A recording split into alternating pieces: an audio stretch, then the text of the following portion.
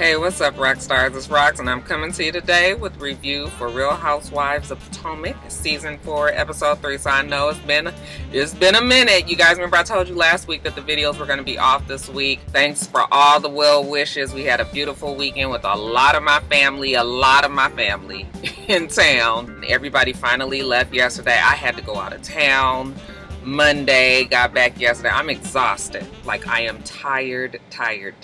And I just need my life to get back on track. The last week and a half has been a lot. So that's why this video is late. I'm gonna do Love and Hip Hop after this video. So everything is gonna be back on schedule, back to the top of the blogs tomorrow. We're gonna, get it right on back. Y'all doing okay? Okay, that's good to hear, you guys. As far as the review, let's get to it, shall we? Now, the show opens with Michael going down that slippery slope that we all heard about when he got himself in so much trouble by helping himself to the buttocks of one of the cameramen. You know how Bravo likes to be quite dramatic, and it's a whole bunch of different flashes of things quickly going downhill. Then it flashes on the screen 1 week earlier. Now, Ashley's trying to prepare herself for this baby, right? All right. So her mama comes over to visit. She's telling her mom how she's really working hard on changing some of her habits, lifestyle habits. She doesn't drink as much. She's eating different foods. I'm supposing she's doing her yoga and whatnots, not eating meat. Mama says she got some fried chicken. I said, I bet it's in her purse, like Tiffany Haddish. Anyway, Uncle Lump. They're having a birthday party for Uncle Lump. And you guys remember Uncle Lump is the gentleman who stepped into Ashley's life when her no-good daddy hit the road. Uncle Lump would also be the uncle that told her that Michael is full of shit when she was saying how, he was saying he didn't want any more kids because of yada, yada, yada. They're all going to have to be around each other again. She's not quite sure how this is going to go. Even her mom and Michael haven't really been around each other much. But while we're talking, who should walk in the room but Michael? He had been working out on his stationary bike in the other room. But he walks on in, and immediately him and the mom embrace. And, Ashley is like, oh my God. This means so much to me. You guys actually embraced. Child. I mean, if you want to catch the worms, well, old ladies can't get worms from old men. So anyway, they act like it was old times, and even though Ashley is verklempt, whatever, maybe this is a good sign that the family will be back on track. Now, we'll talk about Ashley and the rest of them a little bit later. Now, Giselle, she goes to see her incredibly stiff therapist, Dr. Ken, okay? I'm going to need somebody to sit with Dr. Ken and let him get used to being on camera, okay? Who does Dr. Ken look like? He almost looked like one of her ex-boyfriends from the show. Did they recast the same nigga? Anyway, he just seemed like he real nervous on camera, but maybe, he just got to warm up. They sit down, and she gets to telling them about Sherman, how they not together no more, how she's cut it off, and he was just like, what? You cut it off? I mean, just like that, damn it. You don't turn on Giselle, okay? She only gives you one chance unless you Sherman, then she gives you two. Well, he's like, you throw it all away like that? There was a lot of love there. Oh, well, what do you want her to do? You just stay in a fucked up ass relationship? No, that's not what I'm saying. But, as you get to know people, you know about their good things and their bad things. And then, you learn how to try to make changes together. Well, Giselle is not really trying to do that right now. But as she's sitting there talking to the doctor, she starts thinking about it like, you know what, maybe Doc is making some sense. He says you need to deal with, this whole cutting people off and letting go with the quickness. Otherwise, you are going to be taking out, really negative things on the wrong people. And she says, yeah, now that I think about it, you're probably right.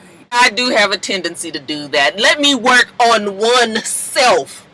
See if I can get it together. So her version of working on herself, you guys, get this. She's at the restaurant. She's meeting someone. She's all reflective and whatnot, talking about how she just been, cut all the people off out of her life as soon as they, turn on the Giselle. So now she's just like, maybe I do need to make some changes. What better way to make changes than with that fucking Katie? I said. Oh.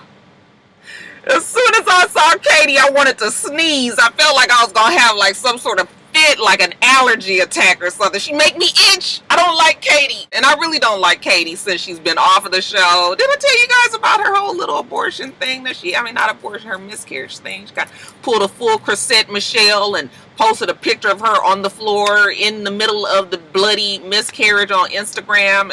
What? That girl's fucked up in the head, okay? And if we didn't see it by this little sit down with Giselle, then I don't know what to tell you. She walks in. I'm sorry, I was just like...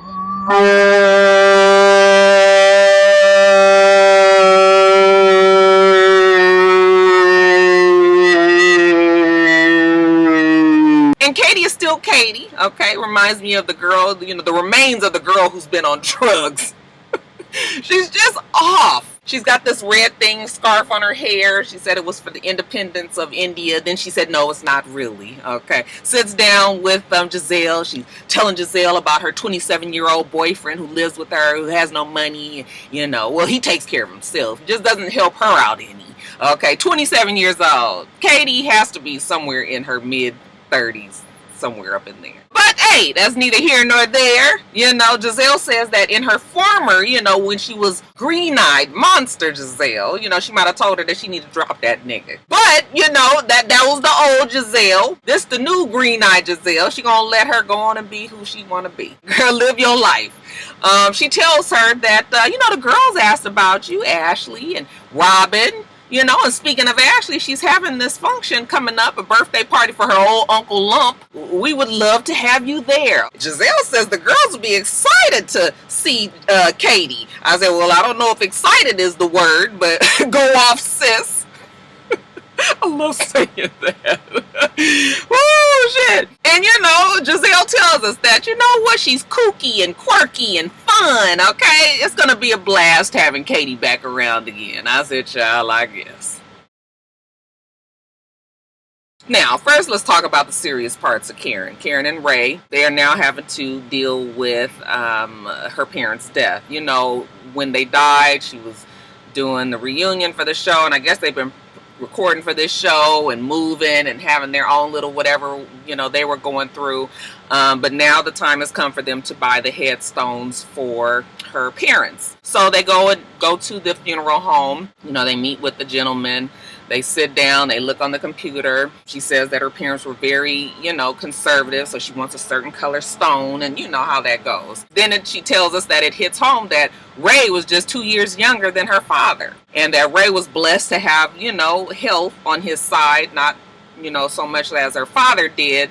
And now it just brings, things into perspective that, she wants to go on another 20 years with Ray. Okay, Ray and Karen love each other to death. Okay, so that's the serious part we don't make fun of when we're talking about the death of our parents. Later on, we see that Giselle and Karen are going to have that sit down that Giselle's been wanting. Okay, remember she wants her friend back. We see Karen, she's all going through her house. Lord, keep all of the dark spirits out of this house, even Giselle when she comes through the door. In Jesus' name we pray. Oh, wait a minute, it went out. See, Giselle is dark. Oh, Lord, hold on 1 second. We see Giselle, she's got on her... Giselle always has on something that's just not quite right. It's not ugly. It was actually a cute outfit. It's just always... What is the word, y'all? What is it? Is it too young for her or something? I just don't know. Anyway, the little romper was cute, okay? I always think about rompers. When you go to the bathroom, you take off your damn romper and you naked peeing on the toilet. You better hope nobody walk in that damn bathroom. Anyway, Giselle come on in, and as soon as she opens the door, Karen has the sage ready. Are you saging me? Yes, of course I am, Giselle. Come on in. You look beautiful, but I don't know, looks are deceiving. Karen's just like, bitch, you ain't coming in here with these evil spirits in my nice new home that you're not gonna get a tour of. Okay, Giselle is walking around looking through cupboards, and who does this? When you try to get back on somebody's good side, maybe we not here for the jokes today. But Karen actually looks like she's playing along, Are you checking to see if that's real? Okay, she's looking, yeah, whatever. No, like I said, 2 rooms for you. That's all you gonna get. Whatever the eyes can see from this couch that we about to sit on. Okay, yeah, whatever you can see there. So they sit down, okay, and Karen says, the cookies that your daughters made, they were excellent, even though Giselle made them. Now we got the niceties out of the way. Giselle, your behavior was deplorable. Deplorable? Oh yeah, let's flash back the reel. Saw the times that Giselle was undermining Karen, all right, doing some low down dirty shit, even shit that I was like, that's even a lot for you, green-eyed monster. And Giselle tells her, well, you know what, I'm working hard on compassion with Dr. Ken.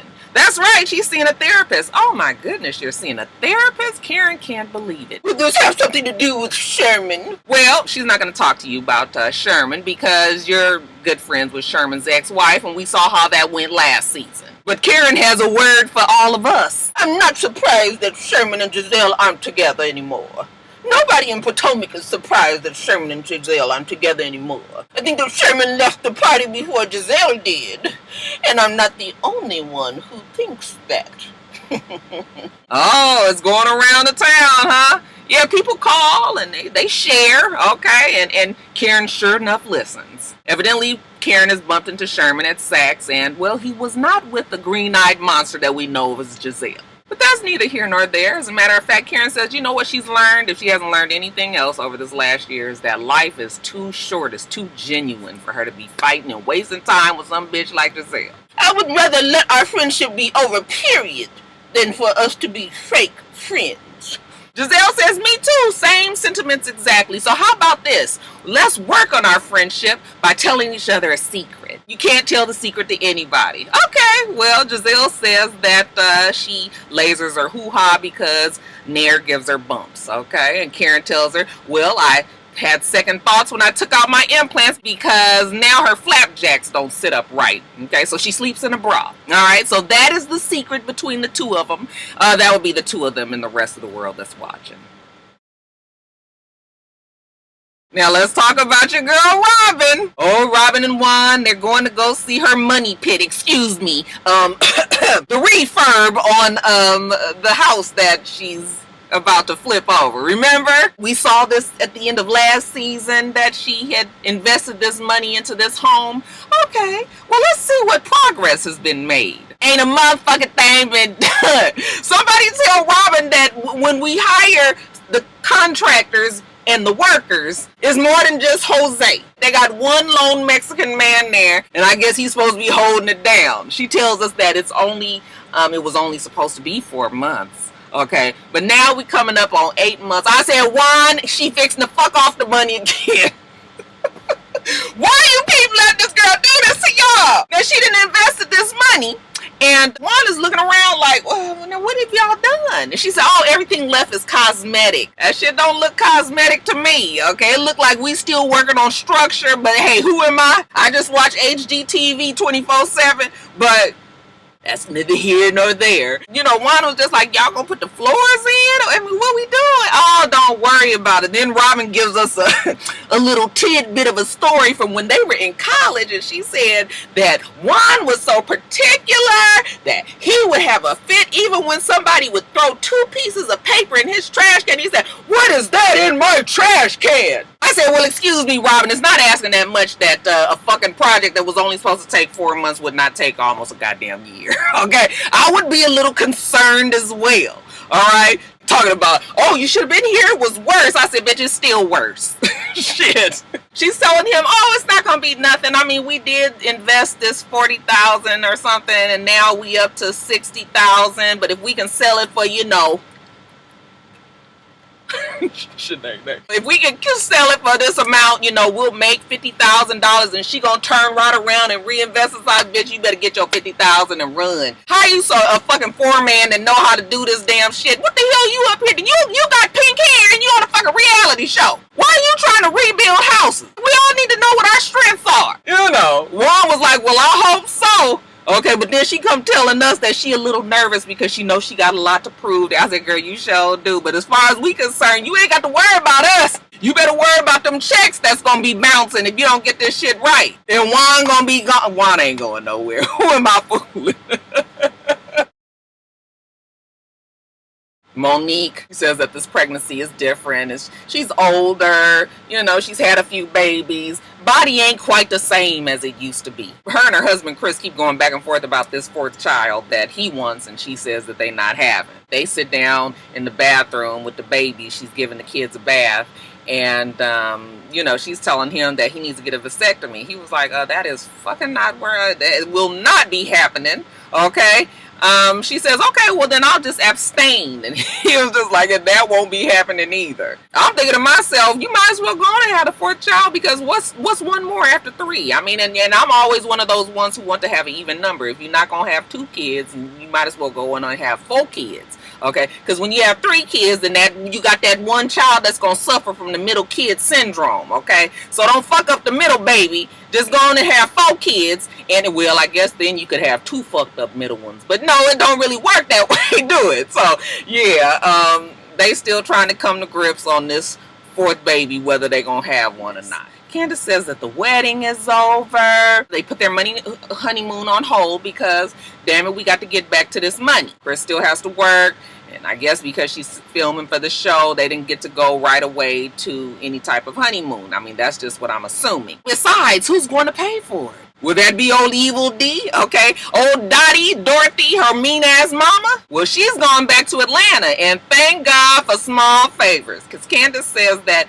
Evil D is best in small doses. Anyway, she's determined now to move out from underneath Evil D's financial rule. And remember, I told you that if she can stay on this show long enough, eventually she won't need her mother's money. Okay, and it's looking like that's working out for them, even though they haven't said it's because of her salary from the show, because that's the 4th wall that we're not supposed to be talking about. But I'm sure this show is helping out their finances quite a bit. She's ready to move away from it because it's getting to be uncomfortable. The lady can walk in the house any old damn time, and who wants that? Okay, mama walk in when you trying to have you some good loving in the middle of the living room.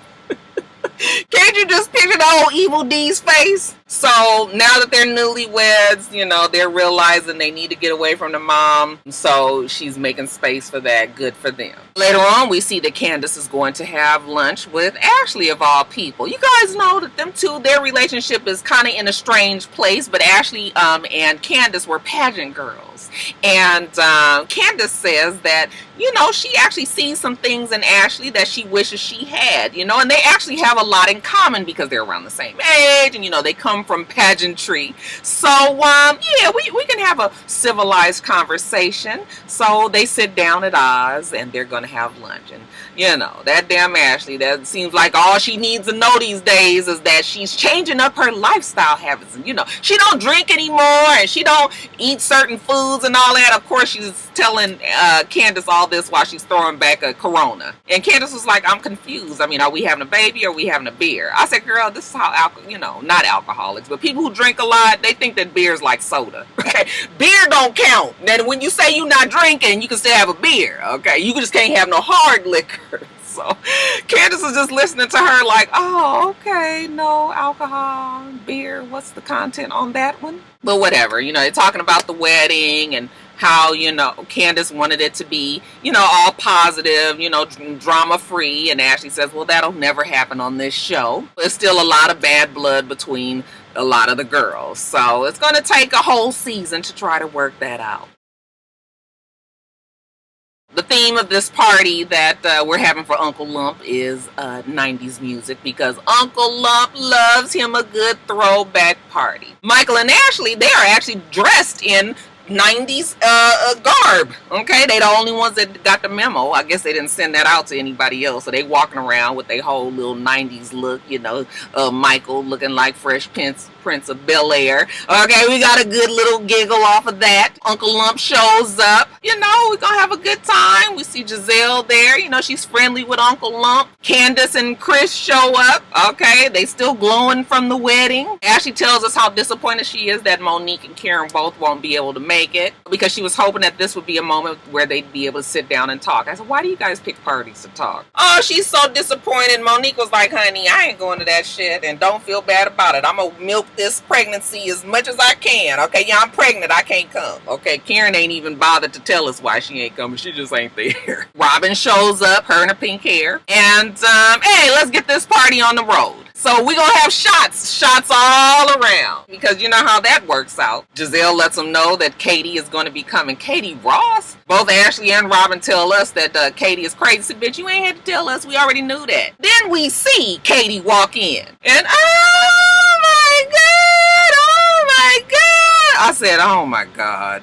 So they all hugging Katie, acting like they so glad to see her. And then, you know, they say, this is Candace. Okay, she's new to the group. Candace is like, oh, nice to meet you. And she says, Katie says, oh, I heard you're the one that just got married. I heard you got married. Okay, and she says, yes, I just did. It's just been like 4 or 5 days. And Katie says, well, I wish I met you 5 days ago so I could tell you don't do it.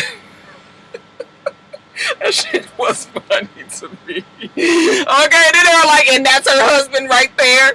Okay, Katie was like, oh, I didn't mean you guys per se. I mean, it's just a lot of work, girl. Sit it all down. While they're sitting there having shots, okay, did anybody find it in poor taste that, you know, they're talking about inheritance. Why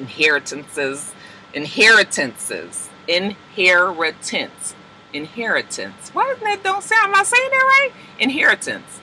That's my inheritance. Anyway. But, moving on along.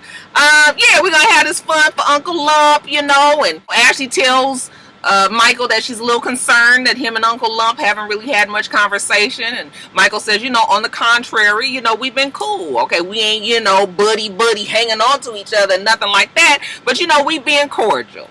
Let's just keep it cool with cordial right now. Uncle Lump, for some reason, looked like he will fuck Michael up if he have to. So, Ashley gets up there, and, you know, she's thanking everybody for coming. She sings that god-awful song, you guys. I didn't even bother to learn the words, okay? Some shit about you're my partner in crime, and,